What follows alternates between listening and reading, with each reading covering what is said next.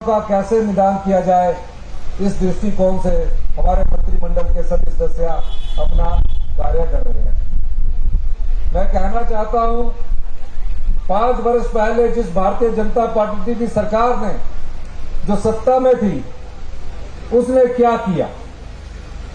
5 वर्ष वो सत्ता में रहे, आज तक इतना अधिक कर्ज लिया और इतनी अधिक डबल इंजन की सरकार कहलाते थे, लेकिन उन्होंने कभी भी गांव में रहने वाले व्यक्तियों की सुध नहीं ली, गांव में रहने वाले किसान की सुध नहीं ली, बागवान की सुध नहीं ली। हमने नीतिगत परिवर्तन किया। आपने देखा, हमने 3 बजट प्रस्तुत किए और 3 बजट प्रस्तुत करते हुए हमने गांव के लोगों की सुध लेने की एक नीतिगत नीति को अपनाया और मुझे खुशी है। मैं ग्रामीण परिवेश से आता था, मैं जानता था कि जो हमारी माताएं हैं, जो गांव में रहने वाले हमारे किसान हैं, पशुपालक हैं, बागवान हैं, उन्हें किस चीज की जरूरत है। पशु रखा होता है, पशु रखने के बाद अगर वो दूध मार्केट में बेचने जाए तो उन्हें केवल 32 रुपए मिलते थे और हर साल बजट में 2 रुपए बढ़ा दिए जाते थे। हमने ग्रामीण अर्थव्यवस्था को मजबूत करने के लिए अपने बजट में 32 रुपए से बढ़ाकर हमने उस बजट को 21 रुपए और बढ़ाया और आज 51 रुपए की दर से हमारी दूध उत्पादक जो महिलाएं हैं उनको दूध का उचित मूल्य मिल रहा है। और यही नहीं, ये भी कहा कि 2 किलोमीटर के दायरे के बाद अगर कोई दूध उत्पादक महिला अपना स्वयं दूध लेकर भी जाना चाहती है तो उसे 2 रुपया किराए के भी मिलेंगे। तो ये बढ़कर 53 रुपये हो गया है। ये आपका अधिकार है, जो मेहनत करता है उसका अधिकार है और ये अभी यहां रुकने वाला नहीं है। हम अपने गांव के पशु उत्पादकों, दूध उत्पादकों को आने वाले समय में और सुविधा देंगे। फिर हमने अंदाजा लगाया कि गांव में और किस चीज की जरूरत है और हमने कहा कि जो गेहूं उगाएगा, यहां कम गेहूं होता है, उससे सरकार जो गोबर आधारित गेहूं उगाएगी और जो प्राकृतिक खेती में जाएगा 60 रुपए किलो के हिसाब से प्राकृतिक खेती द्वारा उगाया गया गेहूं खरीदेंगे। जो मक्की उगाएगा, अगर उसने प्राकृतिक खेती से मक्की उगाई है, गोबर से मक्की उगाई है, हम उससे 40 रुपए किलो मक्की खरीदेंगे। ये सोच आज तक कभी नहीं थी। इस सोच को हम जो हमारे गांव के परिवेश में रहने वाले किसान भाइयों के लिए लेकर आए। 90% हम लोग गांव में रहते हैं।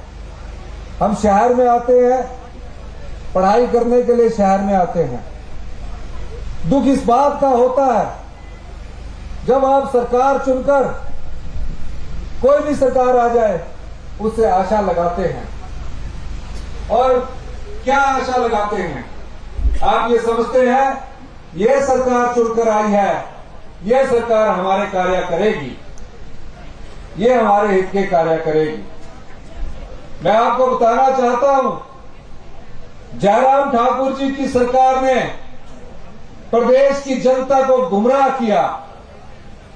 आप लोगों की संपदा को, जिस पर आम जनता का अधिकार है, गांव के परिवारों का अधिकार है, हिमाचल प्रदेश की 75 लाख जनता का अधिकार है, उस संपदा को लुटाया है। कैसे लुटाया है? आपके पैसे को कैसे लुटाया, ये मैं बताना चाहता हूं। राजनीतिक लाभ के लिए जब चुनाव आ रहे थे तो चुनावों से 6 महीने पहले 5,000 करोड़ की रेवड़ियां चुनाव जीतने के लिए बांटी गई। हर जगह शिक्षा संस्थान खोल दिए गए। हर जगह कहा कि हेल्थ की हम डिस्पेंसरी खोलेंगे। शिक्षा संस्थान खोल दिए गए और जिस शिक्षा संस्थान में आपके बच्चे पढ़ने जाते हैं उन बच्चों को वो गुणात्मक शिक्षा नहीं मिली। और गुणात्मक शिक्षा क्यों नहीं मिली? क्योंकि अगर उसे मैथ का टीचर चाहिए था, इंग्लिश का टीचर चाहिए था, दूसरा स्कूल +2 कर दिया और वहां से टीचर को ट्रांसफर कर दिया और बच्चे की पढ़ाई पर भी असर हुआ। आज हम क्वालिटी एजुकेशन में 21वें स्थान पर पहुंच गए। हमने मेहनत की है। हमने कहा हम शिक्षा संस्थान हो तब तक नहीं खोलेंगे जब तक कि जो उस गांव में शिक्षा संस्थान खुला है वह पूरे अध्यापक ना पहुंच जाए। यह भी देखा गया कि हमारे बच्चे जो गांव में पढ़ने वाले स्कूल के बच्चे हैं, हम तो उन किसान परिवारों को भी धोखा दे रहे हैं, बागबान परिवारों को भी धोखा दे रहे हैं। और जो बच्चे ग्रामीण स्कूल में जा रहे हैं, गांव के स्कूल में, सरकारी स्कूल में जा रहे हैं, उनको भी धोखा दे रहे हैं। क्योंकि वो सुबह माँ बाप उसको तैयार करके भेजते हैं कि स्कूल में अच्छी पढ़ाई होगी, अच्छे पढ़कर बच्चा मेरी सेवा करेगा, अच्छा पढ़ेगा, सरकारी नौकरी मिलेगी। लेकिन वो पढ़ाई उस तक की नहीं। बच्चे पढ़ लिख कर चले भी गए, रोजगार की लाइन में खड़े हो गए, लेकिन जो उन्हें मिलना चाहिए था वो नहीं ले पाए। उस आत्मविश्वास की कमी का कारण क्या था, हमने इसका भी अध्ययन किया। हमने कहा पहली कक्षा से लेकर +2 तक एक स्कूल एजुकेशन बोर्ड होगा, स्कूल एजुकेशन डायरेक्टरेट होगा, उसका हमने भी नोटिफिकेशन कर दी गई है। पहली कक्षा से इंग्लिश मीडियम में शुरू किया जाएगा। प्री नर्सरी के जो बच्चे हैं उनमें एमटीटी की नियुक्ति की जाएगी। छोटे बच्चों के लिए आय का प्रावधान किया जाएगा और पूरी जगह शिक्षा को बदलने की प्रक्रिया हमने आरंभ की। हमने Rajiv Gandhi day boarding school बनाया। आज मैं यहां राम सिंह मीरा जी ने जो कहा है कि यहां Rajiv Gandhi day boarding school खुलना चाहिए, मैं स्कूल को खोलने की घोषणा करता हूं। और ये भी बताना चाहता हूं ये कौन सा स्कूल होगा। इसमें प्री नर्सरी से लेकर +2 के बच्चे पढ़ेंगे। खेलने के लिए ग्राउंड होगा और खाने के लिए एक मेस होगा ताकि बच्चे दिन में खाना खाए और खाने का खर्चा भी सरकार उठाएगी और ये सब सरकारी स्कूल के बच्चों के लिए होगा। मैं खुद सरकारी स्कूल में पढ़ा हूं। हमारे समय तो उस समय जो हमारे समय के होंगे टाट मिलता था और उसके बाद बेंच मिलते थे। 10वीं में 10th क्लास में बेंच मिलते थे और दूर तक जाना पड़ता था, लेकिन पढ़ाई अच्छी होती थी।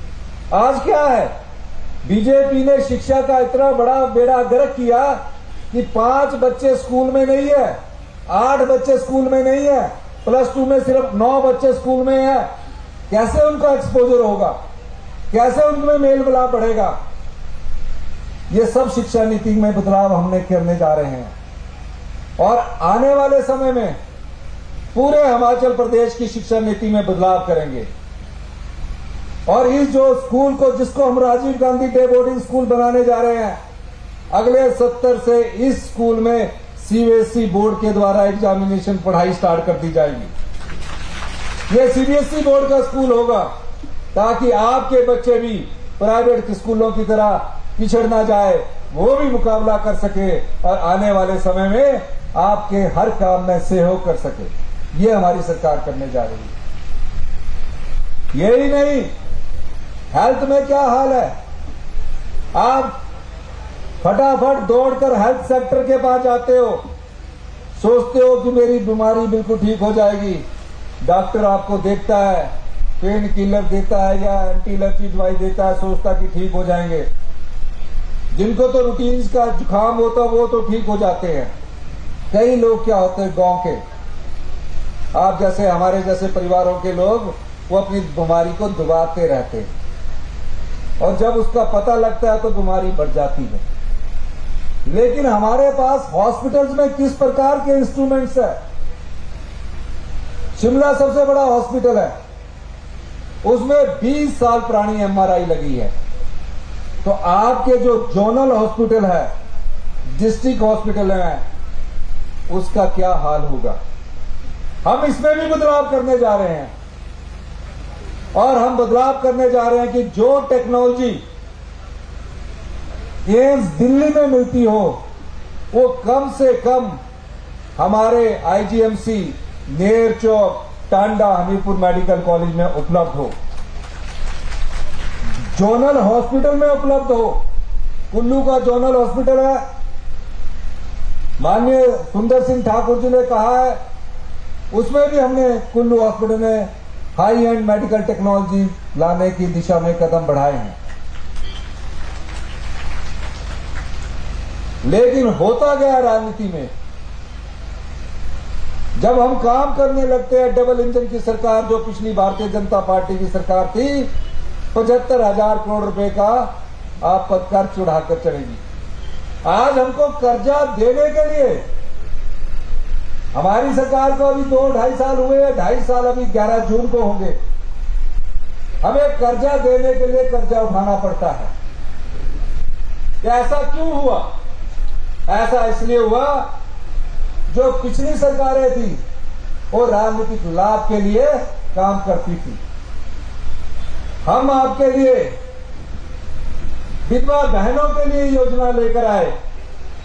वो विधवा बहनों की योजनाएं क्या है? जो विधवा बहन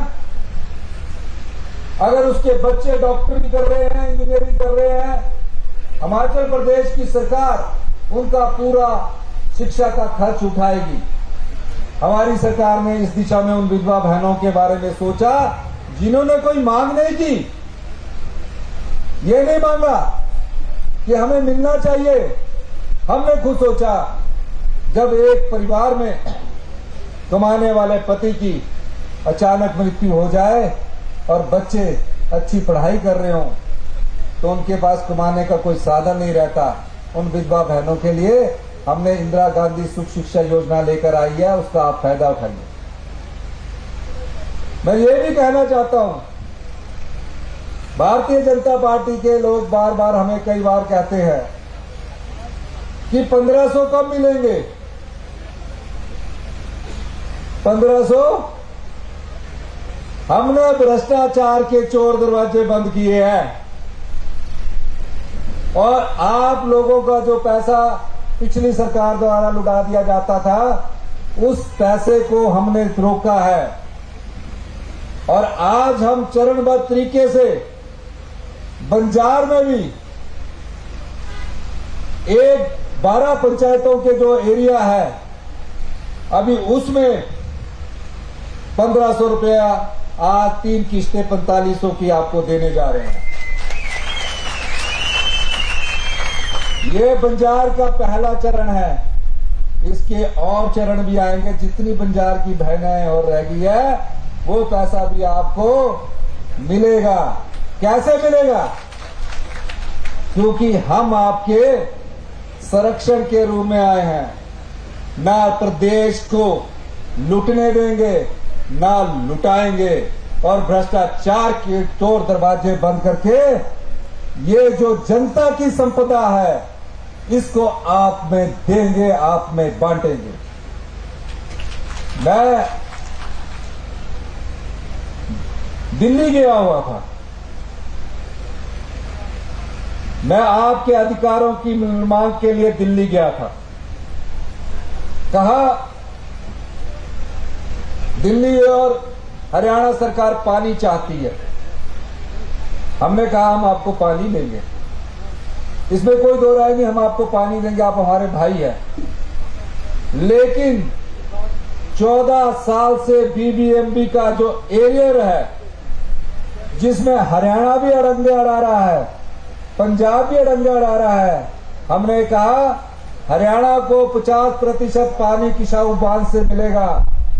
आप पहले हाई कोर्ट, सुप्रीम कोर्ट में जो सुप्रीम कोर्ट का फैसला आया है, जिसमें सुप्रीम कोर्ट ने हिमाचल को हक दिया है कि जो एरियर का पैसा है उसको मिलना चाहिए, आप उसका एफिडेविट सुप्रीम कोर्ट में जमा करवाइए, तब हम आपको आन किसाऊ बांध पर आगे बढ़ेंगे। ये सरकार की लगनशीलता है। चाहता तो मैं भी एग्रीमेंट कर लेता और कह देता कि आप, हमारी सरकार तो सिर्फ 5 साल के लिए है, मैंने क्यों झगड़े में पड़ना है, आप मेरा पानी ले लीजिए। मैंने ऐसा नहीं सोचता। मैं पूरे हिमाचल प्रदेश को जब से मैं मुख्यमंत्री बना हूं अपने परिवार की तरह सोचता हूं, प्रत्येक कार्य अपने परिवार की तरह करता हूं। इसलिए मैं अपने परिवार के सदस्यों के साथ आज आपके बीच में आया हूं। आज मैं रात को एक गांव में ठहरने वाला हूं, सरची गांव में मैं आज रात को ठहरूंगा। पूरा दिन मेरा आज पंचायत में आपके साथ है। मैं सिर्फ ये जागरूक करने चाहता हूं, आपको अपने अधिकारों की लड़ाई लड़नी पड़ेगी, आपको उठना पड़ेगा, नहीं तो आपके जो शिक्षा संस्थान हैं, उन शिक्षा संस्थानों में पढ़ने वाले जो बच्चे हैं वो गुणात्मक शिक्षा प्राप्त नहीं कर सकेंगे। हम आपके अधिकारों की लड़ाई लड़ रहे हैं। भारतीय जनता पार्टी तो 5 गुटों में बटी हुई है। अपने अपने गुट की बात करने के लिए तरह तरह के आरोप लगाते हैं, कई बात कहते हैं, कभी भी किसी के अधिकार के लिए लड़ने को नहीं आते हैं। प्रदेश की आपदा आई, प्रदेश में आपदा आई, वो हमारे साथ देश के प्रधानमंत्री से मिलने के लिए नहीं गए। और मैं कह सकता हूं, हिमाचल की जनता ने हमारी आपदा के कार्य की प्रशंसा की, और जब हमारे पास राजनीतिक संकट आया उस समय हमें 34 से 40 सीटों पर पहुंचा दिया। और भ्रष्टाचार की बात कौन कर रहे हैं? भ्रष्टाचार की बात वो कर रहे हैं जो विधायकों को खरीदकर एमपी बने हैं। आजकल वो विधायकों को खरीदकर एमपी बनकर पूरी बीजेपी का उन्होंने अपहरण कर लिया है। बीजेपी अब उनके साथ चल खड़े हो रही है। और कौन ऐसे व्यक्ति है जो अपनी विचारधारा से भटककर आज उनके सहारे चल रही है? उनका ग्रेवान जान के देखिए, जो पार्टी की न हो सके, जो पार्टी में रहकर भी पार्टी का सम्मान बढ़ाकर भी पार्टी की ना हो सके, अच्छा है कि वो भारतीय जनता पार्टी के आज नीति निर्धारक बने हुए हैं। मैं आपको कहना चाहता हूं, अभी हम आपके लिए वन संवर्धन योजना लाए हैं। जितनी महिला मंडल है, आप अगर 1 हेक्टेयर यानी कि 13 बीघे में अगर जंगल लगाएंगे और 2 हेक्टेयर यानी कि 25 बीघे में जंगल लगाएंगे, सिर्फ पौधे लगाने के लिए 2,40,000 रुपया आपको पौधे लगाने के लिए मिलेगा। और उसके बाद 100 पौधे आपने लगाए, अगर उसमें से 50 पौधे जीवित हो गए, मतलब उसका संरक्षण आपने ठीक किया, तो अगले वर्ष आपको 1 लाख रुपया उन पौधों को जीवित रखने का मिलेगा। उससे अगले वर्ष भी 1 लाख रुपया आपको मिलेगा। 6,40,000 ये पौधारोपण के लिए इस वर्ष एक महिला मंडल, युवा मंडल और स्वयं सहायता समूह को मिलेगा, ताकि हमारे जो जंगल है और हरियाली को प्राप्त करें। बारिश आने वाली है, आप काफी देर से हमारी बात सुन रहे थे।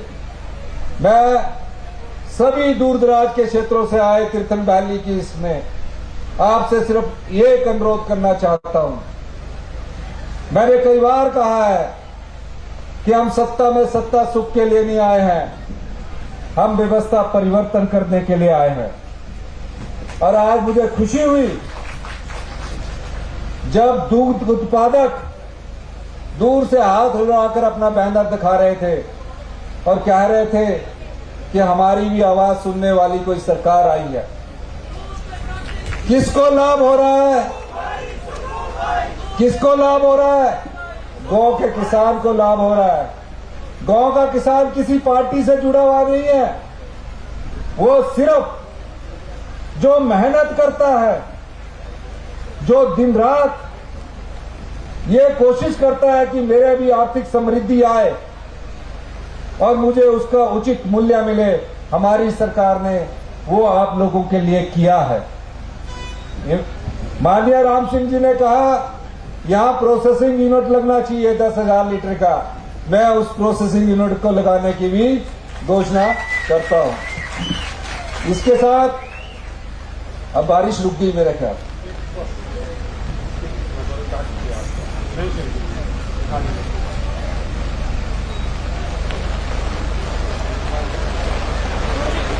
आइए, मैं आप सब लोगों का एक बार फिर से इस आशा के साथ कि आने वाला समय हिमाचल प्रदेश के लोगों का है। 2027 में हिमाचल प्रदेश को आत्मनिर्भर बनाएंगे और 2032 में हिमाचल प्रदेश को हिंदुस्तान का सबसे समृद्धशाली प्रदेश बनाएंगे। इन्हीं शब्दों के साथ मैं शंशी के आपका बहुत बहुत धन्यवाद करता हूं। जय हिंद, जय हिमाचल। इसको खोल दो, इसको खोल दो। इन्होंने शमशेर बस की भी जो है घोषणा कर दी है, सरकारी बस लगेगी।